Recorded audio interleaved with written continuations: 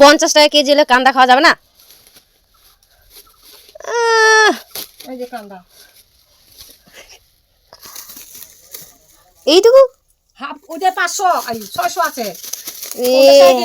এত কঞ্জুস কেন, এত কঞ্জুস কেন? এই যে বন্ধুরা দেখো, আমরা বাজারে গেলাম, আমার চাইছে কান্দা নিয়ে আসলাম। এমা আটা পড়ে গেল। 50 টাকা কেজি। তো বন্ধুরা দেখো, আমার মা সকাল সকাল বাজারে গেছিল আমার জন্য, এটার জন্য বিশেষ করে। তো এঁচড় আমি খেতে ভীষণ ভালোবাসি, সেই কারণে এঁচড় নিতে পাঠিয়েছিলাম। দেখো কতটুকু নিয়ে আসছে, তো এটাই আমি খুশি। আর দেখো আলু নিয়ে এসেছে, এটার আমি পাঁপড় করতে দেবো, বড় বড় আলুর পাঁপড়। আর দেখো আমার মা হচ্ছে বাজারের মেন হচ্ছে এটা বেগুন। আমার মা এত বেগুন খেতে ভালোবাসে, মানে কি বলবো, বাজারে গেলে বেগুনটাই আগে চোখে পড়ে, আর কোনো কিছু চোখে পড়ে না।